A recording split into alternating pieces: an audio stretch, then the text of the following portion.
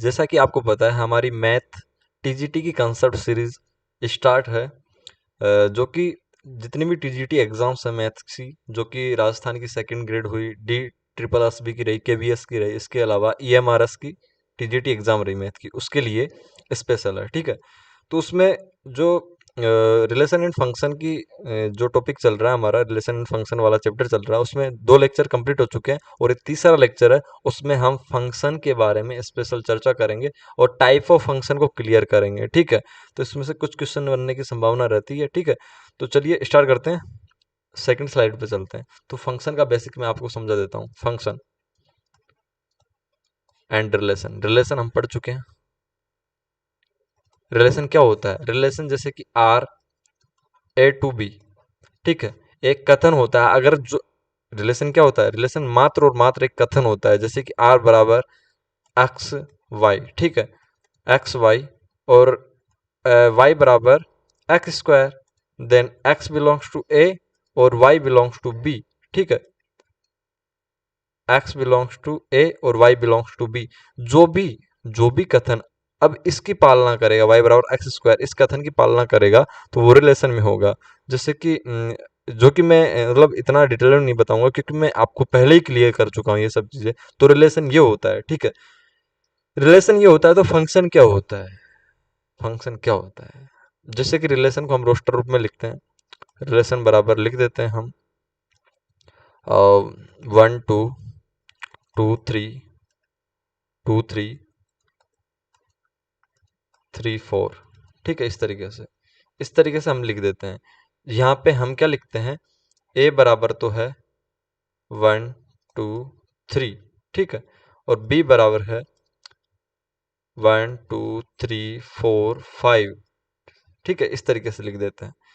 तो हमको क्या करना होगा? हमको इसका जो रेखा चित्र है, आलेख चित्र है, वो बनाना होगा। पहले लिखेंगे हम ए, उसके बाद लिखेंगे हम बी, ठीक है, उसके बाद लिखेंगे ए के अवयव हैं 1 2 3, उसके बाद बी के अवयव लिखेंगे 1 2 3 4 5। ठीक है, थोड़ा पेन का कलर चेंज कर लेते हैं। ठीक है, इस तरीके से अब हम डिफाइन करेंगे यहाँ पे रिलेशन। 1 का रिलेशन है 2 के साथ, ठीक है, 2 का रिलेशन है 3 के साथ, ठीक है, इस तरीके से 3 का रिलेशन है किसके साथ? 4 के साथ। ठीक है, तो फंक्शन क्या होता है, ये वाला हम इस कंसेप्ट से समझेंगे फंक्शन क्या होता है। दूसरा हम एग्जांपल लेते हैं इसके लिए, आर बराबर है, इसी से लेते हैं, ठीक है, ए भी यही रहेंगे, और इससे कोई मतलब नहीं है। ये आर रिलेशन लिख रखा है, ये एग्जांपल के रूप में बताने के लिए लिखा था। इस वाले क्वेश्चन से इसका वो रिलेशन नहीं है। सीधा यहाँ पे जो रिलेशन है वो रोस्टर रूप में दिया हुआ है। जैसे कि पहला ये लिख दिया मैंने, उसके बाद आर लिख रहा हूँ 1 2 1 3, ठीक है, 2 4, ठीक है, इस तरीके से। तो मैं ए लिखूंगा, फिर मैं बी लिखूंगा, ठीक है, इस तरीके से। उसके बाद ए में लिखूंगा मैं 1, उसके बाद फिर लिखूंगा 1 1 2 3 लिखूंगा, ठीक है। ए के अवयव 1 2 3 है और बी के अवयव है 1 2 3 4 5, इस तरीके से। ठीक है, तो मैं अब इसका रिलेशन इससे डिफाइन करूंगा, 1 का 2 के साथ है, ठीक है, इस तरीके से। और यहाँ पे 1 का 3 के साथ है, वापस से 1 का 3 के साथ हो गया, ठीक है, फिर 2 का 4 के साथ हो गया। तो मैं अब आपको एक चीज क्लियर कर देना चाहता हूँ। जैसे कि ये वाला जो हम बता रहे हैं, ये वाला ए टू बी में ये रिलेशन है। ये रिलेशन कुल मिला के जो फंक्शन होता है वो एक रिलेशन ही होता है। ठीक है, जो एक रिलेशन है वही एक फंक्शन होता है कुल मिला के। ठीक है, जो ए से बी में ये रिलेशन है, उसमें क्या आपको ये दिखाई दे रहा है कि एक के प्रत्येक अवयव का, यानी प्रत्येक अवयव का सिर्फ और सिर्फ केवल एक ही अवयव से रिलेशन है बी में यहाँ पे। लेकिन यहाँ पे क्या हो गया? यहाँ पे ए के प्रत्येक अवयव का बी में सिर्फ और सिर्फ एक से नहीं होके यहाँ पे एक का दो के साथ रिलेशन है, 2 और 3 के साथ रिलेशन है। तो फंक्शन की क्या परिभाषा होती है कि एक के प्रत्येक अवयव का, ठीक है, एक के प्रत्येक अवयव का बी में केवल और केवल एक ही प्रतिबिंब होना चाहिए, मतलब केवल एक ही अवयव से रिलेशन होना चाहिए। तो यहाँ पे तो एक के प्रत्येक अवयव केवल एक से ही रिलेशन है, तो ये वाला जो रिलेशन है वो फंक्शन कहलाएगा, फंक्शन कहलाएगा। लेकिन यहाँ पे एक के प्रत्येक अवयव का बी में सिंगल प्रतिबिंब नहीं होके मतलब दो दो प्रतिबिंब है, यहाँ पे 2 और 3 के साथ रिलेट है एक, तो इस कंडीशन में ये फंक्शन की परिभाषा की अवहेलना कर रहा है, तो ये फंक्शन नहीं होगा। ठीक है, तो क्या ध्यान रखना है कि ए के प्रत्येक अवयव का बी में क्या होना चाहिए, बी में क्या होना चाहिए, केवल एक ही से ही रिलेशन होना चाहिए। ठीक है, लेकिन एक ऐसी कंडीशन पॉसिबल हो जाए ए और बी, ठीक है, 1 2 3, 1 2 3 4 5, ठीक है, इस तरीके से, जैसे कि इसका रिलेशन इससे हो गया, फिर इसका रिलेशन इससे हो गया, फिर इसका रिलेशन इससे हो गया, तो क्या ये फंक्शन होगा या नहीं होगा? तो हम परिभाषा पे जाते हैं कि ए के प्रत्येक अवयव का बी में केवल और केवल एक ही प्रतिबिंब होना चाहिए। तो ए का केवल एक ही प्रतिबिंब है एक, दो का भी केवल एक ही प्रतिबिंब है दो, ठीक है, तीन का भी केवल एक ही प्रतिबिंब है दो।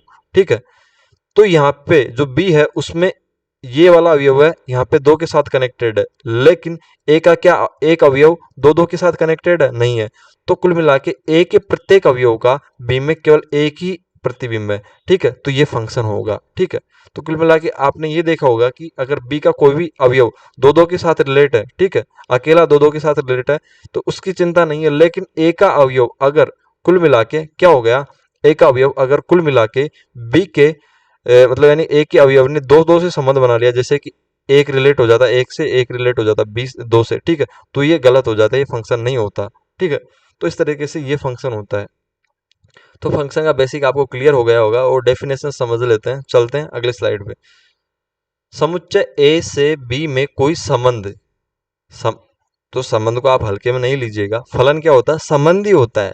ठीक है, लेकिन एक स्पेशल टाइप के जो संबंध होते हैं वही फलन होते हैं, सभी संबंध फलन नहीं होते। संबंध तो बहुत सारे होते हैं, हम अब तक संबंध ही पढ़ रहे हैं। अगर संबंध पूरे के पूरे संबंधी फलन होते तो फलन को पढ़ने की क्या जरूरत थी अलग से, लेकिन कुछ कुछ संबंध जो कि इस परिभाषा की पालना करते हैं वो फलन कहलाते हैं। तो क्या हुआ, फलन कुल मिला के क्या हुआ, एक संबंध ही तो हुआ, लेकिन एक स्पेशल संबंध फलन होता है। वो स्पेशल संबंध क्या है कि समुच्चय ए से बी में कोई संबंध फलन कहलाएगा यदि वो इस परिभाषा की क्या करेगा, पालना करेगा। यदि परिभाषा क्या है, यदि समुच्चय ए का प्रत्येक अवयव समुच्चय बी में केवल और केवल एक अवयव से जुड़ा हो। ठीक है, जैसा कि मैंने बताया था ए और बी यहाँ पे है, तो यहाँ पे 1 2 3 हो गया, यहाँ पे 1 2 3 हो गया। ठीक है, तो ए का प्रत्येक अवयव एक एक से जुड़ा होना चाहिए। ठीक है, दो जरूरी नहीं है कि दो दो से जुड़े, एक से भी जुड़ सकता है, तीन जरूरी नहीं है तीन से जुड़े, एक से भी जुड़ सकता है, तो ये फंक्शन होगा। लेकिन अगर ए और बी इस तरीके से हो गया कि 1 2 3 और यहाँ पे 1 2 3 ये हो गया, एक एक से भी जुड़ गया, ठीक है, फिर वापस से एक का दोबारा चक्कर चालू हो गया और दो के साथ जुड़ गया। ठीक है, तो ये दो के साथ जुड़ गया, फिर दो तीन के साथ जुड़ गया। ठीक है, दो तीन के साथ जुड़ गया। ठीक है, तो ये कोई भी अवयव ए का कोई भी अवयव अगर दो संबंध बना लेता है, यहाँ पे तो केवल एक का भी एक ही संबंध है एक के साथ, दो का भी एक के साथ, ठीक है, तीन का भी एक के साथ। ठीक है, तो बी में किसी एक के साथ हो सकता है, लेकिन प्रत्येक का सेपरेट तो है। ठीक है, एक का अलग से संबंध है, केवल एक ही संबंध है, केवल एक ही रेखा जा रही है यहाँ से, बी की भी एक ही रेखा जा रही है, दो की भी एक ही रेखा जा रही है, और तीन की भी केवल एक ही संबंध है। ठीक है, थोड़ा तीन का भी केवल एक ही संबंध है, लेकिन क्या आप यहाँ पे देख पा रहे हैं, यहाँ पे एक एक अकेला ही दो दो संबंध बना रहा है, तो क्या होगा, ये फंक्शन नहीं होगा, और ये फंक्शन होगा क्योंकि ये पालना कर रहा है परिभाषा की कि समुच्चय ए का प्रत्येक अवयव समुच्चय बी में केवल एक अवयव से जुड़ा हो। ठीक है, तो बी का ए का प्रत्येक अवयव केवल और केवल एक ही रिलेशन बनाना चाहिए बी में, दो दो रिलेशन इस तरीके से नहीं बनाए। ठीक है, अब चलते हैं एफ ए से बी में, मतलब फलन ए से बी में इस प्रकार है, मतलब यानी कि इसका तात्पर्य, इसको पढ़ते क्या है, इसका तात्पर्य है कि फलन ए से बी में एक फलन है। कुल मिला के एफ ए बी को क्या पढ़ेंगे, एफ ए टू बी को क्या पढ़ेंगे, फलन मतलब ए बी में एक फलन है। ठीक है, को तो ए को एफ का प्रांत कहते हैं। अगर ऐसा है ए से बी में कोई फलन है तो ए को तो एफ का प्रांत कहेंगे और बी को सह प्रांत कहेंगे। ठीक है, जैसा कि मैंने बताया था, जहां पे बी दिख जाए आंख बंद करके सह प्रांत कर देना है और ए प्रांत कहलाएगा। ठीक है, अगर फंक्शन है तो फलन होना चाहिए, उसके बाद की ये बात है।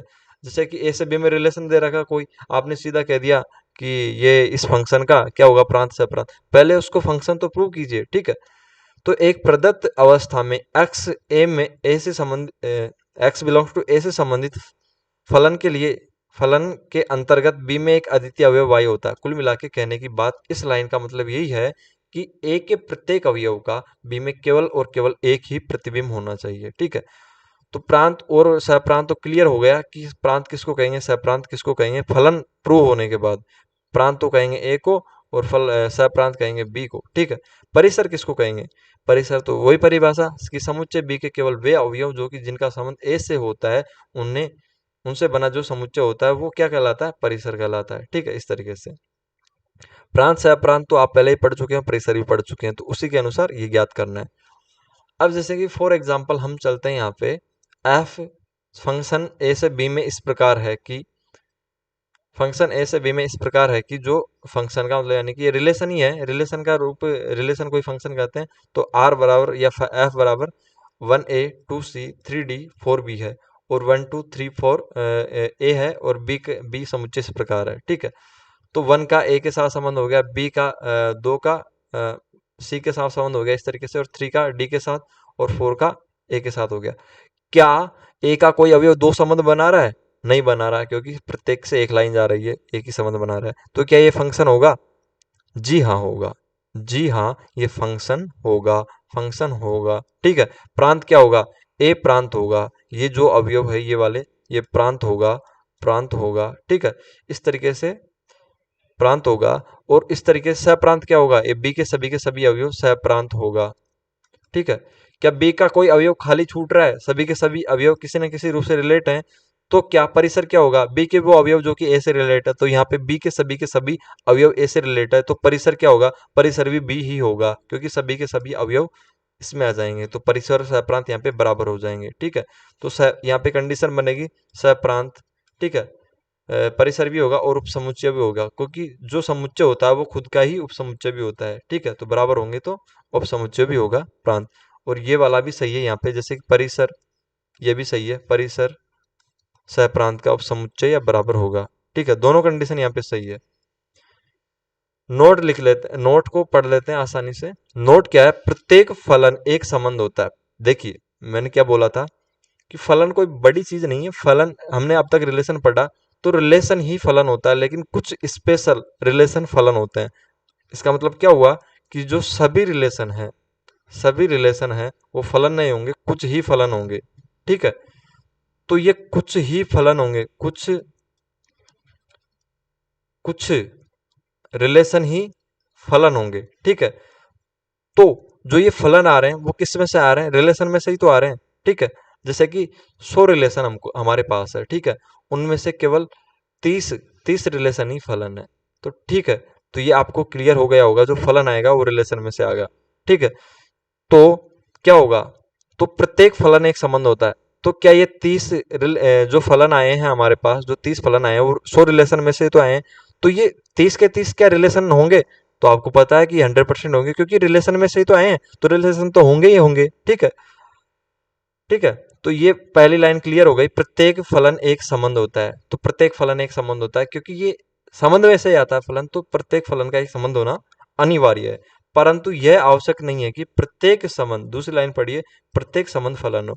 जो हमारे पास ये 30 फलन, 30 तो 100 रिलेशन में से 30 तो फलन हो गए थे, जो 70 बचे थे वो भी तो रिलेशन है, वो फलन नहीं थे।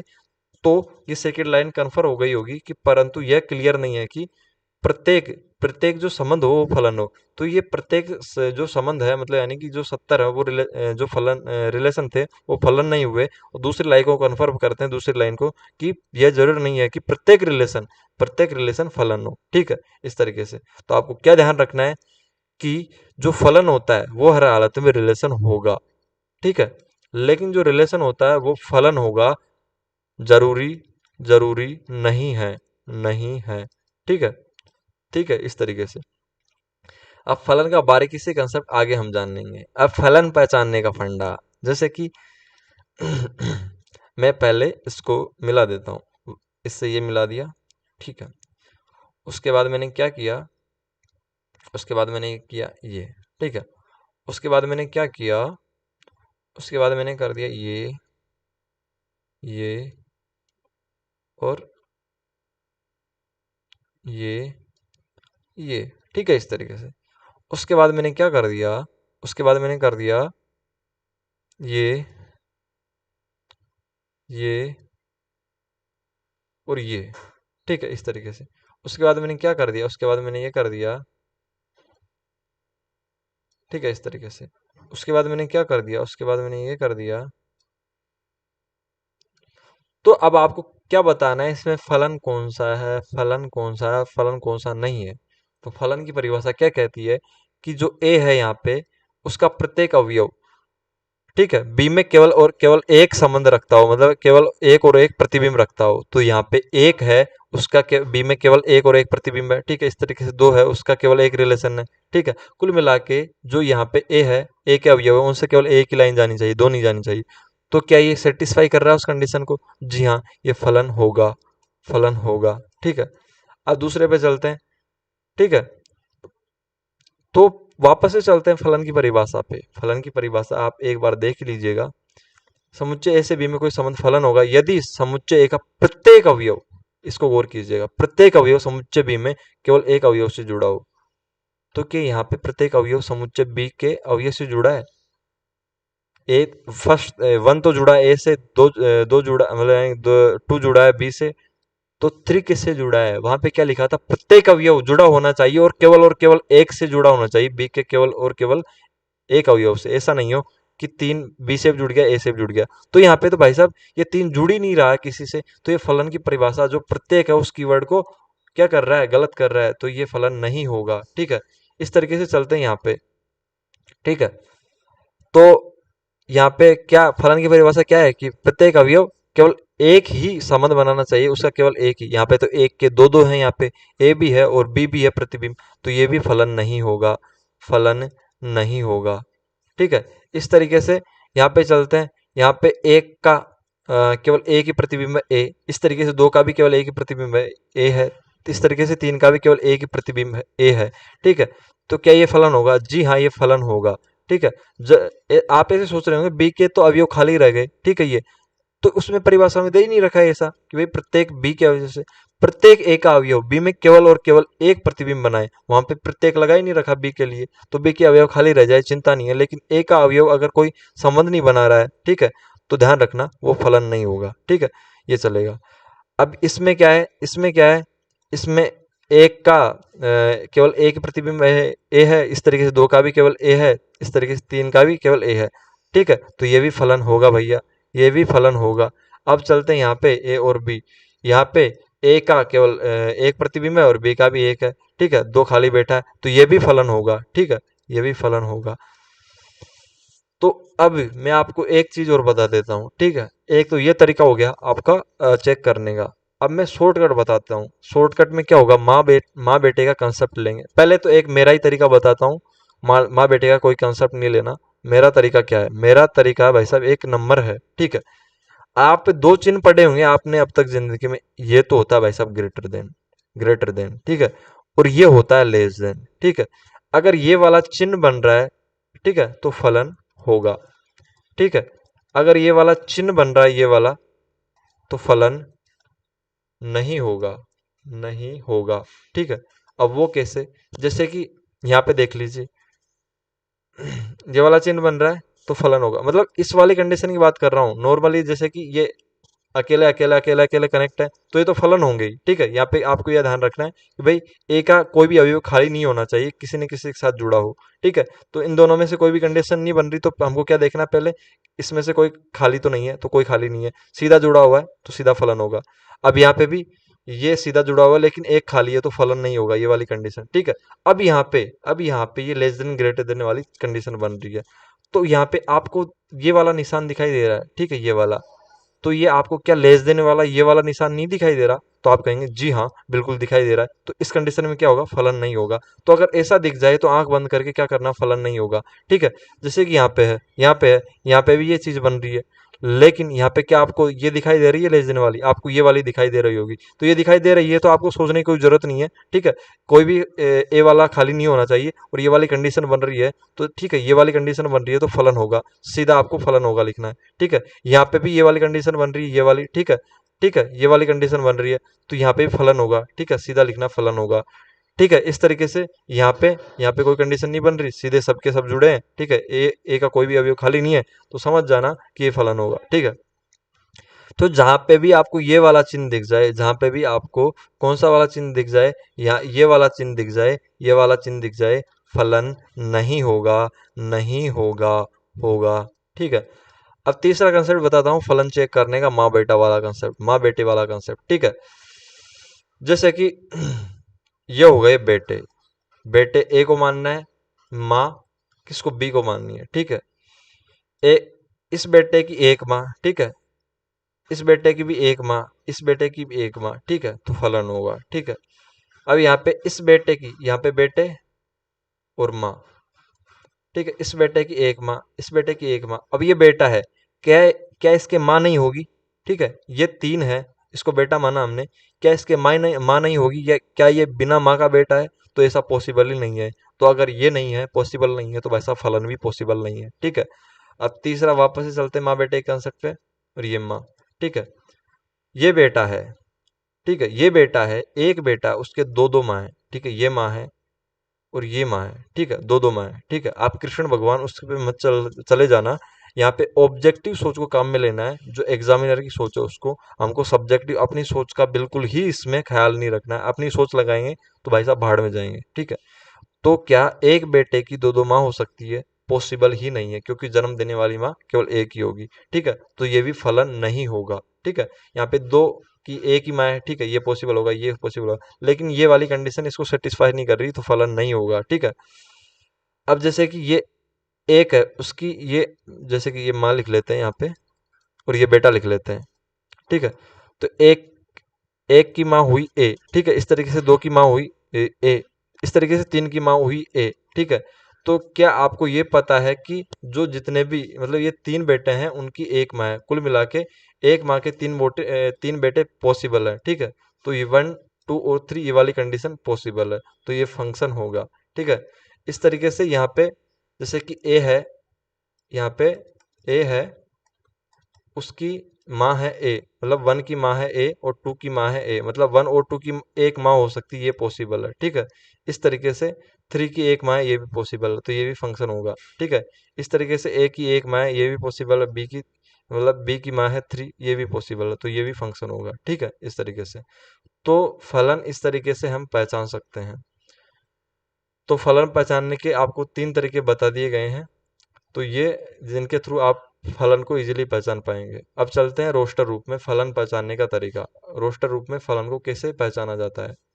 तो रोस्टर रूप में जो फलन है वो एक रिलेशन ही होता है, ठीक है। तो ये रिलेशन के रूप में जो फलन दे रखा है, तो रोस्टर रूप में आपको हमको क्या करना है, जैसे कि यहाँ पे दो अवयव दिए होते हैं, पहला आता है ए में से, दूसरा आता है ये बी में से, ठीक है। तो हमने क्या पढ़ा था, ए के अवयव, ठीक है, ए के अवयव है, जैसे कि यहाँ पे बी लिख लिया, ए लिख लिया, ठीक है, वन टू और थ्री, यहाँ पे लिख लिया वन टू और थ्री।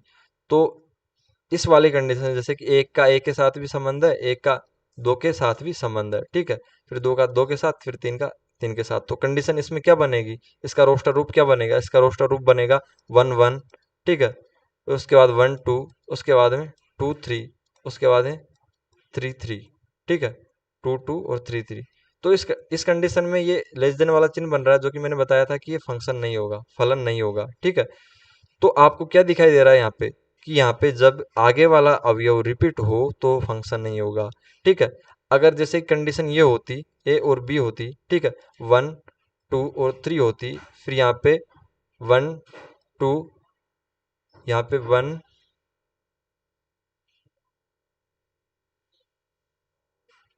यहाँ पे वापस से वन टू और थ्री होती, ठीक है। तो ये एक रिलेट होता, एक के साथ दो रिलेट होता, एक के साथ तीन रिलेट होता, एक के साथ, ठीक है, ये फंक्शन बनेगा, ठीक है, फंक्शन होगा, क्योंकि यहाँ पे ग्रेटर देन वाली कंडीशन है जिसमें कि फंक्शन होता है, ठीक है। तो यहाँ पे इसका रोस्टर रूप बनेगा one two, one one, one one, one two, one two नहीं टू वन, उसके बाद में थ्री वन, ठीक है, ये रोस्टर रूप बनेगा। क्या इसमें जो आगे वाला अवयव है, ये वाला, क्या इसमें एक जैसा रिपीट हो रहा है? कभी नहीं हो रहा। ठीक है, तो फंक्शन जो होगा उसमें आगे वाला अवयव रिपीट नहीं होता है, और जो फंक्शन नहीं होता है उसमें आगे वाला अवयव 100% एक बार रिपीट होगा। तो यहाँ पे एक एक रिपीट हो रहा है तो ये फंक्शन नहीं होगा। ठीक है, तो इस तरीके से यहाँ पे दो एग्जाम्पल लिए गए हैं। यहाँ पे 1 देख लीजिए, फिर 2 देख लीजिए, 3 देख लीजिए, 4 देख लीजिए, यहाँ पे कोई रिपीट नहीं हो रहा, तो ये फलन होगा। ठीक है, इस तरीके से दूसरा देखते हैं। यहाँ पे 1 आ रहा है, यहाँ पे 2 आ रहा है, ठीक है, फिर यहाँ पे 2 आ रहा है, यहाँ पे 3 आ रहा है। ठीक है, तो फर्स्ट वाला जो ये है 2 है वो 2 बार रिपीट हो रहा है। ठीक है, यहाँ पे भी है और यहाँ पे भी है, तो इसको रोस्टर रूप में है, तो इसको ज़्यादा डिटेल लिखने की ज़रूरत नहीं है, तो यहाँ पे सीधा लिख देना है फंक्शन नहीं होगा। ठीक है, फंक्शन नहीं होगा। इस तरीके से हम फलन पहचान सकते हैं। अब चलते हैं हम फलनों के प्रकार पे। ठीक है, तो फलनों के प्रकार क्या क्या होंगे? तो पहला होगा तत्समक फलन। तत्समक फलन, फलन आर टू आर में इस प्रकार डिफाइन है। तो आर टू आर में जो फलन होता है, जो डिफाइन है, ये एक तरीके से रिलेशन ही है, और जो रिलेशन फलन की परिभाषा की पालना करते हैं वही क्या होते हैं? फलन होते हैं। ठीक है, तो फंक्शन आर टू आर में इस प्रकार डिफाइन है। जो तत्समक फलन है उसको y बराबर x से, मतलब इस तरीके से जो प्रदर्शित करते हैं। तो यहाँ पे जो y बराबर x है, तो y एफ एक्स से डिनोट होता है। ठीक है, y बराबर एफ एक्स लिख सकते हैं, एफ एक्स बराबर एक्स। तो कुल मिला के जैसे कि y बराबर एक्स लिख दिया या एफ एक्स बराबर एक्स लिख दिया, तो इनका मतलब एक ही है, क्योंकि y को ही एफ एक्स लिखते हैं। ठीक है, यही फलन है। तो y बराबर एक्स है या y बराबर एफ एक्स बराबर एक्स है, तो इसका मतलब यही है। ठीक है, तो इसमें हम कंडीशन सेटिस्फाई करवाएंगे आर टू आर की। ठीक है, अगर ये तत्समक फलन है तो 100% मतलब फलन वाली कंडीशन सेटिस्फाई करेगा। तो फलन क्या होता है? संबंधी होता है। तो हमने आर टू आर, ये जैसे कि ए से बी में लिखते थे, तो यहाँ पे आर आर लिख लिया। ठीक है, यहाँ पे वन एक्स बराबर 1 लिखेंगे तो वाई बराबर भी 1 आएगा। जैसे कि जीरो जीरो लिखेंगे 0 आएगा, -1 लिखेंगे -1 आएगा, 1 लिखेंगे 1 आएगा, 2 लिखेंगे 2 आएगा। इस तरीके से आर के सभी मान रख सकते हैं एक्स बराबर, तो वाई में भी एक्स के जो आर के सभी मान एज इट इज प्राप्त होंगे। ठीक है, तो जैसे कि हमने यहाँ पे 0 रखा, आर बराबर 0 रखा, तो 0 प्राप्त हुआ। तो यहाँ पे एक थोड़ा कलर चेंज करते हैं। यहाँ पे जैसे कि मूल बिंदु पे हमको प्राप्त होगा। उसके बाद हमने 1 रखा और 1 प्राप्त हुआ। ठीक है, तो 1, ये x का 1 और ये y का 1 यहाँ पे मिला। फिर 2 रखा तो 2 का ये 2 और x का 2। ठीक है, इस तरीके से मिला। इस तरीके से एक रेखा इधर जाएगी। उसके बाद हम -1 रखते हैं, मतलब -1 प्राप्त होता है। तो इस तरीके से यहाँ पे ये अपन को मिलेगा। उसके बाद फिर -2 रखेंगे तो इस तरीके से अपन को मिलेगा। इस तरीके से कुल मिला के y बराबर x की लाइन प्राप्त होगी। तो ये तत्समक फलन को रिप्रेजेंट करता है। तो क्वेश्चन क्या बन सकता है? क्वेश्चन बन सकता है कि तत्समक फलन का प्रांत और परिसर क्या है?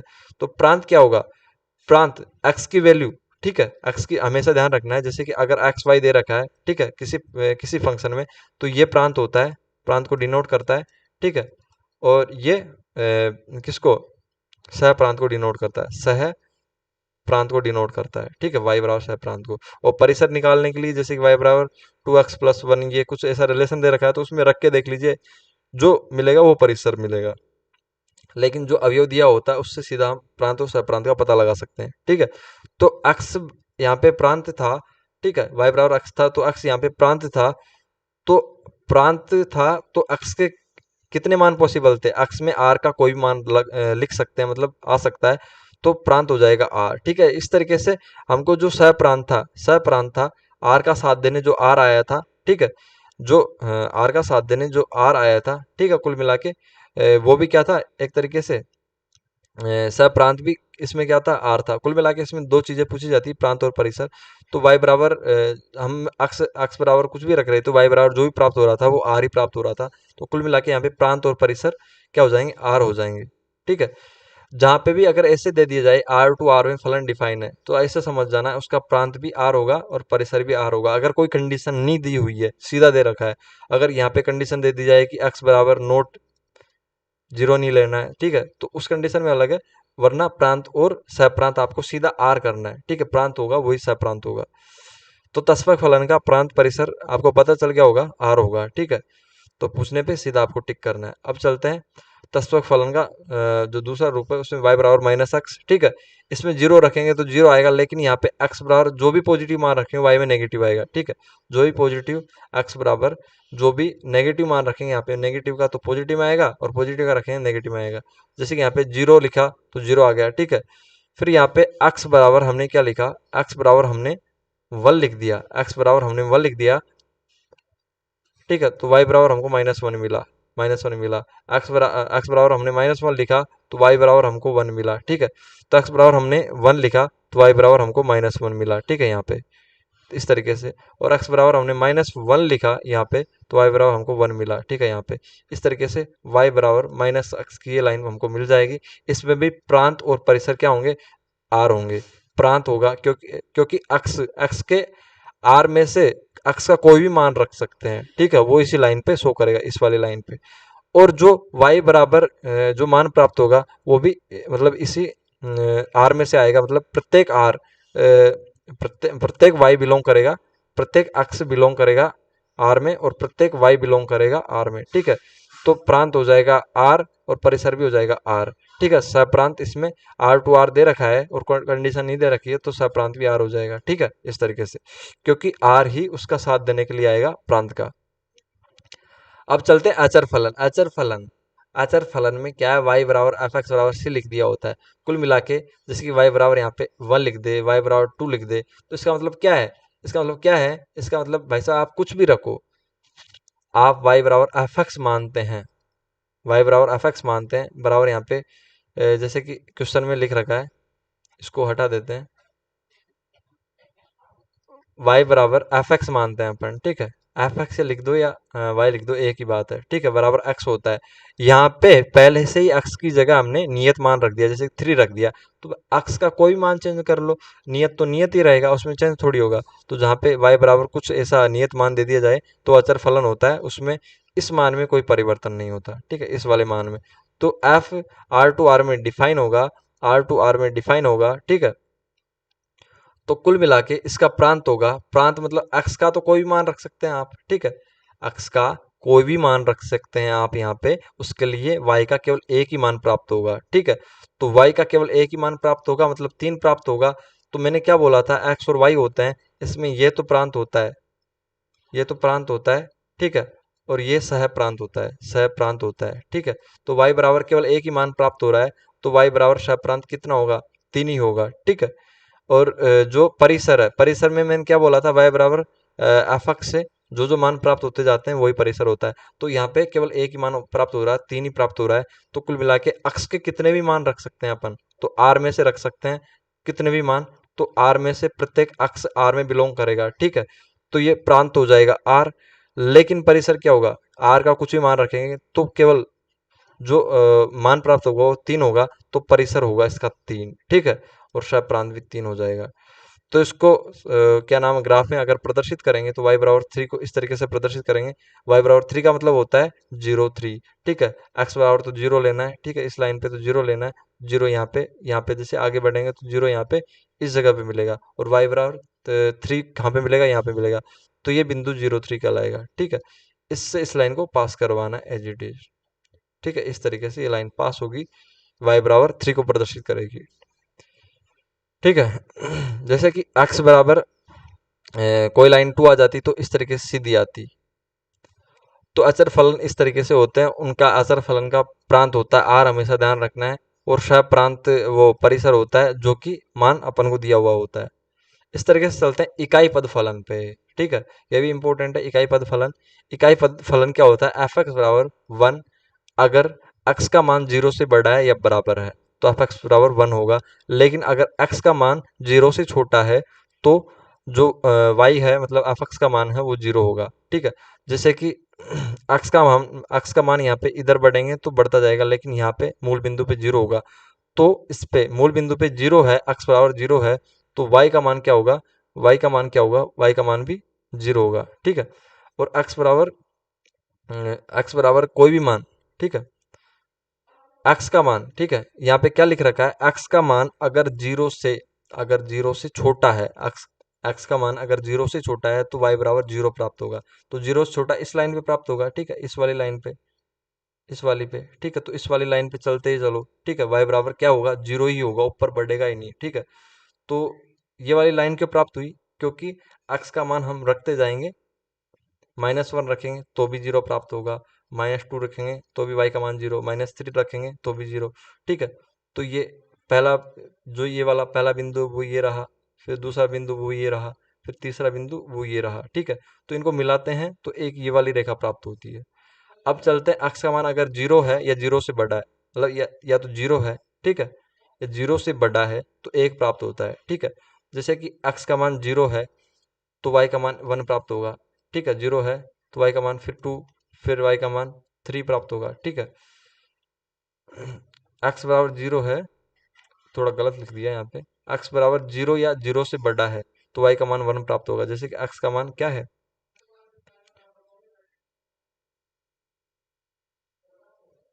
x का मान यहाँ पे, x का मान जैसे कि यहाँ पे थोड़ा x का मान इसको देखिएगा, x का मान अगर 0 या उससे बड़ा है तो y बराबर 1 प्राप्त होता है। जैसे कि x बराबर 0 है तो भी 1, x का मान 1 है तो भी 1, x का मान 2 है तो भी 1, ठीक है। इस तरीके से ये वाला 0 1 वाला पॉइंट होगा, ये क्या नाम है यहाँ पे, इस जगह, ठीक है, इस जगह थोड़ा कलर चेंज करना पड़ेगा, ठीक है, इस जगह होगा x बराबर 0 और 1 वाला पॉइंट, फिर 1 1 वाला पॉइंट होगा, 1 और 1 वाला पॉइंट यहाँ पे होगा, ठीक है। इस तरीके से 2 1 वाला पॉइंट होगा, x का मान 2 और y का मान 1, ठीक है। इस तरीके से आगे बढ़ता जाएगा इस संख्या रेखा पे, ठीक है। तो इस तरीके से ये बिंदु मिलाएंगे तो ये वाली लाइन प्राप्त होती है। तो आप ऐसे मत सोचना कि सीधी लाइन ऐसे खींच देते हैं। इस तरीके से x बराबर 0 के लिए अगर 0 प्राप्त होता है तो उसके अलग से ही हम ये इस तरीके से पॉइंट याद करते हैं, उसके बाद उनको मिलाते हैं तो ये वाली लाइन हमको मिलती है। और x बराबर 0 के बराबर है या उससे बड़ा है तो 1 प्राप्त होता है, तो उसके लिए ये वाले पॉइंट प्राप्त होते हैं, उससे ये वाली लाइन मिलाते हैं, ठीक है।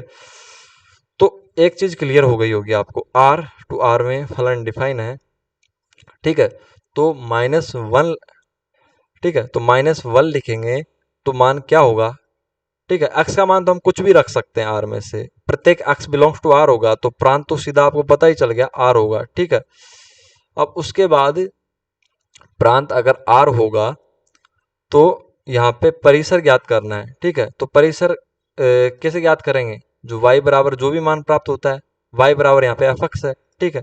तो f(x) बराबर जो भी मान प्राप्त होता है वो क्या होगा, परिसर होगा। तो x बराबर 0 पर क्या मान प्राप्त हो रहा है, 0 प्राप्त हो रहा है, ठीक है। इसके अलावा कुल मिला के दो ही तो मान प्राप्त होंगे y के, या तो 0 होगा या 1 होगा। तो कुल मिला के परिसर तो क्या होगा, 0 और 1 होगा, और प्रांत होगा वो x का मतलब प्रत्येक मान, मतलब जो कि r में बिलोंग करेगा।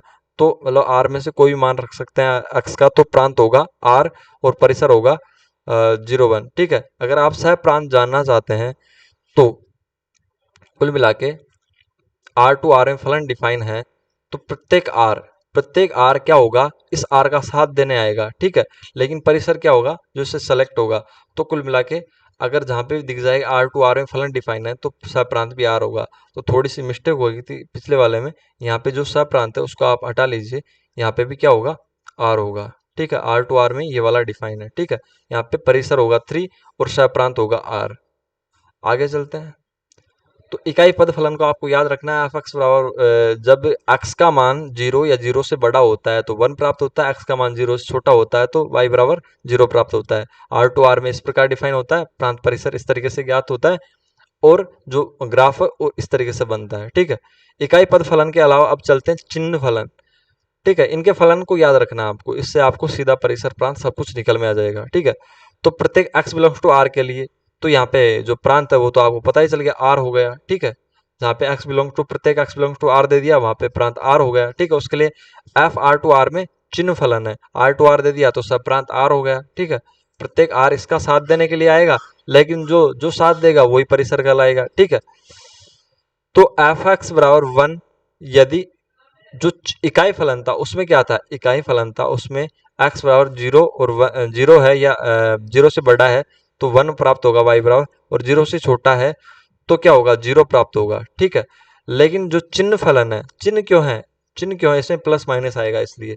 तो जब x बराबर, इसमें क्या है, जब x बराबर 0 से बड़ा होगा तो 1, मतलब पॉजिटिव के लिए पॉजिटिव, 0 के लिए 0 और नेगेटिव के लिए नेगेटिव, मतलब 0 से छोटा है x तो -1 प्राप्त होगा, ठीक है।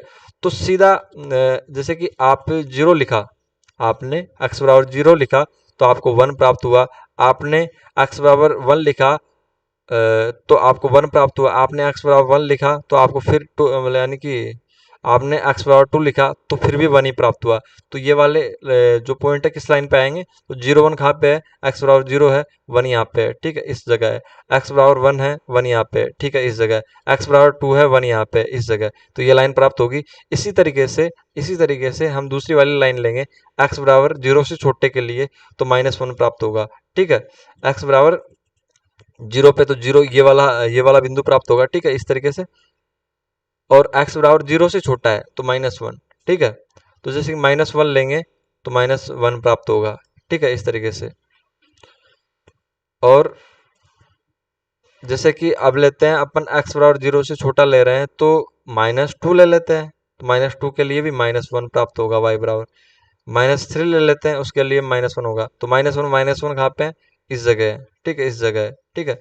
उसके बाद -2 -1 किस जगह है, x बराबर तो -2 और -1 इस जगह है, ठीक है, इस तरीके से -3 -1 इस जगह है। तो ये वाली लाइन हमको यहाँ से मिलना प्रारंभ हो जाएगी, ठीक है, इस तरीके से। तो यहाँ पे x बराबर ये वाला था। तो कुल मिला के ये लाइनें यहाँ पे ड्रॉ कर दी है, लेकिन मुख्य रूप से ये लाइनें यहाँ से चालू होगी, ठीक है, इसमें भी ये लाइन यहाँ से चालू होगी। तो कुल मिला के ग्राफ इतना इंपॉर्टेंट नहीं है आपके लिए। y बराबर 1 की ये लाइन है, y बराबर -1 की ये लाइन है, ठीक है। तो कुल मिला के ग्राफ इतना इंपॉर्टेंट नहीं है आपके लिए जितना क्या है, जितना कि इनका प्रांत और परिसर है, ठीक है। प्रांत क्या होगा, r होगा, परिसर क्या होगा, जो इनमें प्राप्त हो रहा है वो होगा, और शाह प्रांत तो क्या होगा, r टू r में डिफाइन है तो r होगा, ठीक है। जैसे आर टू ए में डिफाइन होता, तो ए सह प्रांत होता है, ठीक है। इस तरीके से आप ध्यान रख सकते हैं। अब चलते चिन्ह फलन के आगे, मापांक फलन, मोड फलन। वैसा मतलब ये मापांक फलन थे, इनको एक वरदान प्राप्त है कि इनमें जो पॉजिटिव होगा वो तो पॉजिटिव रहेगा, लेकिन जो नेगेटिव होगा, नेगेटिव आएगा वो भी पॉजिटिव हो जाएगा, ठीक है। तो इनकी एक खासियत है कि ये सभी को पॉजिटिव कर देते हैं, ठीक है। इसको y बराबर एफ एक्स बराबर मोड ऑफ एक्स लिखते हैं, ठीक है, इस तरीके से भी लिखते हैं। तो इसमें दो कंडीशन है, x का मान अगर 0 से छोटा है तो मतलब -x की कंडीशन होगी, और x का मान जब मतलब यानी कि 0 से बड़ा है तो ये वाला रूप लेगा, ठीक है। तो जैसे कि जब जब हमारे पास x का मान 0 से छोटा आएगा, ठीक है, ये मापांक फलन वर्क कैसे करता है, इस फंक्शन के अनुसार वर्क करता है। जैसे कि हमारे पास x का मान 0 से छोटा -1 हो गया, -2 हो गया, -3 हो गया, ये आता है, तो ये किसका रूप लेगा, ये -x का रूप लेगा।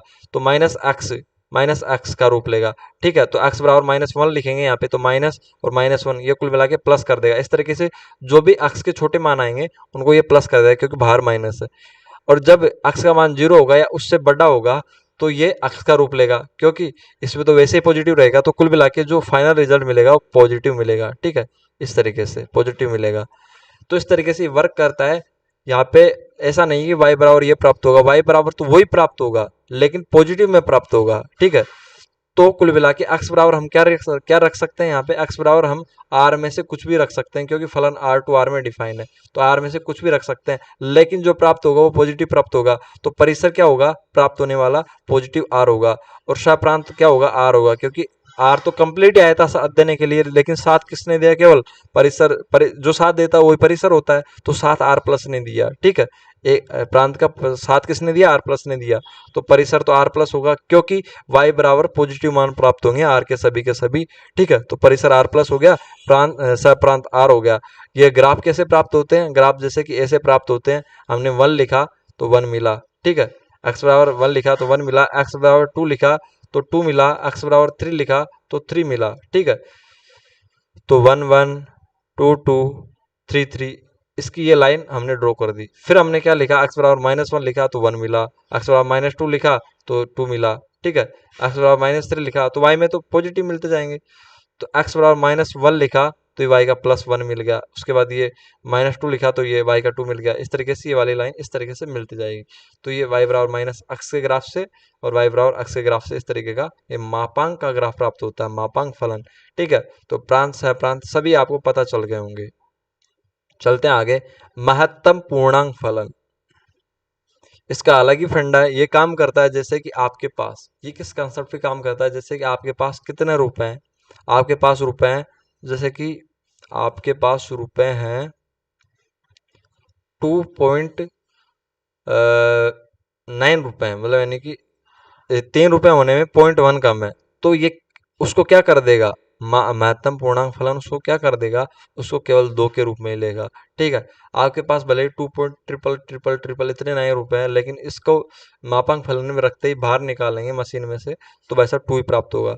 इस तरीके से 4.9 हो गया तो ये भी 4 ही प्राप्त होगा। 4.1 हो गया तो भी मापांक फलन में से निकलने के बाद ये 4 ही प्राप्त होगा। ठीक है, इसी तरीके से। तो कुल मिला के ये क्लियर हो गया होगा। तो मापांक फलन गलत बोल गया मैं, महत्तम पूर्णांक फलन। ठीक है, महत्तम पूर्णांक फलन। तो y बराबर एफ एक्स, तो इसको प्रदर्शित करने का ये चिन्ह होता है इसका महत्तम पूर्णांक फलन का। ठीक है, ये बड़ा वाला कोष्ठक उसके अंदर x, तो प्रत्येक x बिलोंग्स टू r के लिए f r टू r में मापांक फलन होता है। ठीक है, यहाँ पे क्या लिखा था, यहाँ पे मॉडुलस लिखा था, तो ये थोड़ा गलत लिख दिया यहाँ पे। महत्तम मापांक की जगह आप कर लिएगा महत्तम पूर्णांक फलन होता है। ठीक है, तो महत्तम पूर्णांक फलन होता है प्रत्येक x बिलोंग्स टू r के लिए, जबकि फलन x से कम या x के बराबर महत्तम पूर्णांक का मान धारण करता है। तो कुल मिला के ये वाली चीज कहना चाह रही है ये वाली लाइन। ठीक है, जैसे कि यदि x का मान -1 है उसके बराबर है और 0, मतलब कुल मिला के -1 है। ठीक है, इसके बराबर भी हो सकता है और उससे बड़ा कुल मिला के 0 तक हो सकता है। तो 0 तक हो सकता है, 0 नहीं होगा। ठीक है, यहाँ पे बराबर नहीं लिखा हुआ है तो 0 नहीं होगा। ठीक है, 0 से छोटा ही होगा। तो इसमें जो फलन में जाके अगर ये मान आएगा इसके बीच का कुछ भी, तो उसका मान -1 आएगा। ठीक है, कुल मिला के छोटा लेना होता है जो कि मान है। इस तरीके से 0 से 1 के बीच कुछ भी हुआ, जैसे 0.9 हुआ, तो उसका जो महत्तम पूर्णांक फलन है वो क्या कर देगा, उसका मान 0 कर देगा। इस तरीके से 2.9 है तो उसका भी इसको मतलब घटा के 2 कर देगा कुल मिला के। ठीक है, इस तरीके से। तो कुल मिला के प्रांत क्या कर सकते हैं इसमें, प्रांत तो आर ही होगा क्योंकि आर टू आर में डिफाइन है। आर टू आर में डिफाइन है कोई फंक्शन, तो प्रांत भी आर होगा और सप्रांत भी आर होगा। ठीक है, लेकिन परिसर क्या होगा, परिसर क्या होगा, जैसे कि आपने यहाँ पे देखा 2.5 है। ठीक है, उसको 2 कर दे रहा है, मतलब कुल मिला के पूर्णांक कर दे रहा है। यहाँ पे आप यहीं पे आ रहा है पूर्णांक कर दे रहा है, मतलब उसको भिन्न में रहने ही नहीं देगा। तो कुल मिला के जो भी मान प्राप्त होंगे वो पूर्णांक में, मतलब जैसे -1 हो गया। पूर्णांक संख्या क्या होती है, -1, माइनस अनंत से लेके प्लस अनंत तक। ठीक है, और 0 फिर 1। ठीक है, इस तरीके से ये पूर्णांक में मान प्राप्त होंगे, तो प्राप्त होने वाले मान पूर्णांक में होंगे तो परिसर पूर्णांक होगा। ठीक है, इस तरीके से। तो कुल मिला के जो यहाँ पे ये ग्राफ बने हुए हैं, जैसे कि यहाँ पे ये गोला है, खाली है, इसका मतलब ये है कि इसमें इसको इंक्लूड नहीं किया जा रहा। तो यहाँ से मूल बिंदु से ये 1 तक लाइन यहाँ पे बना रखी है, हमने ऐसे खींच रखी है, ड्रॉ कर रखी है। तो इसके बीच का मान आएगा तो ये 0 को ही धारण करेगा। ठीक है, इस तरीके से 1 और 2 के बीच का मान आएगा तो वो 1 को ही धारण करेगा। ठीक है, इस तरीके से 1, 2 और 3 के बीच का मान आएगा। ठीक है, तो वो 2 को ही धारण करेगा। इस तरीके से 3 और 4 के बीच का मान आएगा तो 3 को ही धारण करेगा। तो ये खाले वाले गोले क्या कह रहे हैं कि भाई इस 4 को हमने इंक्लूड नहीं किया है, या इसके नीचे का मान आएगा। ठीक है, इस तरीके से -1 से 0 के बीच का मान आएगा। ठीक है, तो -1 को इंक्लूड करेंगे क्योंकि छोटा वाला मान लेते हैं, तो -1 -2 और -1 के बीच का आएगा तो इस -2 को ही इसमें लेंगे। ठीक है, इस तरीके से इसका ग्राफ प्राप्त होता है। तो अब चलते हैं परिमेय फलन पे। परिमेय फलन किस रूप में होता है, एफ एक्स अपॉन जी एक्स, लेकिन यहाँ पे जी एक्स नॉट इक्वल होना चाहिए 0 के, क्योंकि जी एक्स बराबर 0 हो जाएगा तो ये अपरिभाषित हो जाएगा। ठीक है, तो एक परिमेय फलन के रूप में एक ये फलन ले लेते हैं, इस टाइप का परिमेय फलन टाइप का 1/x। यहाँ पे जो प्रांत होगा वो क्या होगा, प्रांत r-0 होगा। और r-0 क्यों होगा, क्योंकि जो 0 है वो यहाँ पे रखेंगे तो ये अपरिभाषित हो जाएगा। ठीक है, 0 अनंत बना देगा, इसलिए तो प्रांत होगा। ठीक है, तो वो फलन किस में परिभाषित होगा, r-0 से r में परिभाषित होगा। तो यहाँ पे सप्रांत तो r हो गया। ठीक है, और प्रांत होगा यहाँ पे r-0। और परिसर क्या होगा, परिसर क्या होगा, परिसर भी r-0 होगा, क्योंकि जो भी मान प्राप्त होंगे वो 0 के अलावा प्राप्त होंगे। ठीक है, यहाँ पे थोड़ा मिस्टेक हो सकता है। ठीक है, तो प्रांत बराबर r-0 प्राप्त हुआ, तो इसको क्या क्या बना सकते हैं, 1/x को 0 लिखेंगे नीचे तो अनंत बन जाएगा, जैसे कि 1/1 लिखेंगे इसके अलावा। ठीक है, तो कुल मिला के यहाँ पे 0 बन ही नहीं रहा। ठीक है, जो y बराबर एफ एक्स बराबर जो मान प्राप्त होगा 0 कौन बनाता। ठीक है, तो 0 x नीचे है तो यहाँ पे एक तो 0 लिख सकते हैं, तो 0 तो लिख ही नहीं सकते, तो 1 लिखेंगे, 2 लिखेंगे, कुल मिला के क्या होगा, इसका मान क्या प्राप्त हो सकता है अपन को, जैसे कि 1 बनाना है इसको। ठीक है, तो एक बनाना है तो एक से भाग देंगे, एक बन जाएगा। टू बनाना है तो 1/1/2 से भाग देंगे तो 2 बन जाएगा। इस तरीके से इसका परिसर भी r-0 होगा और प्रांत भी r-0 होगा। तो ये दोनों इंपॉर्टेंट है, परिसर और प्रांत, ठीक है। सप्रांत r होगा।